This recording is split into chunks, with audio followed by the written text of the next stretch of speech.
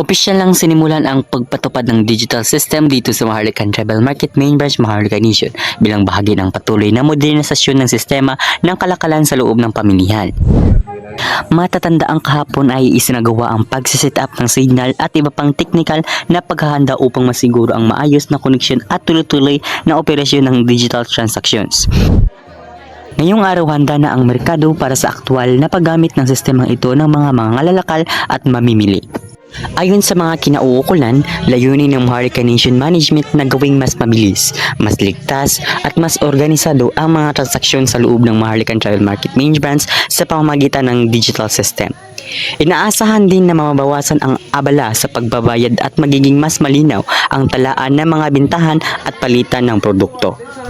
Ang sistemang ito ay pinapatupad upang maging angkop hindi lamang sa mga mamimili kundi pati na rin sa mga lokal at international na mga ngalakal, kabilang ang mga sektor ng maliliit at katutubong negosyante.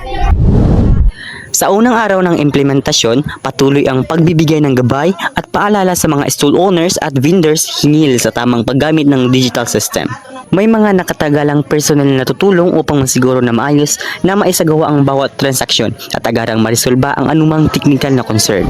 Talipay ko kay kini nga sitwasyon nga digital, dili na ko magkinahanglan magduda pa ko kinihilim to no nata ng senior citizens na di na ko magduda pa og mga sensilyo di ako ban pang parapanalyas agaong dayon na kang card di pag present dito kuha ko kay team present ko dito nga mo ni mo na oh check kalar ka na humana da dyon mo nang malipay ka dito kung na mabaylo na o mabalis ang atong sistema sa digital. Binigyang diin din ng pamunuan na ang pagpatupad ng digital system ay bahagi ng mas malawak na hakbang ng Maharlika Nation upang palakasin ang lokal at international na ekonomiya at sabayan ang makabagong sistema ng kalakalan sa makabagong panahon. Inaasahan na sa mga susunod na araw, mas marami pang mga ngalakal at mamimili ang masasanay sa paggamit ng digital currency sa sistemang ito.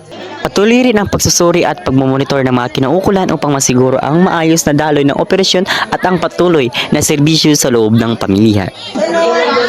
Mula rito sa Maharlikan Tribal Market Main Branch, Maharlika Nation, Dato Magsasayaw para sa MBS News. One Nation, One Voice.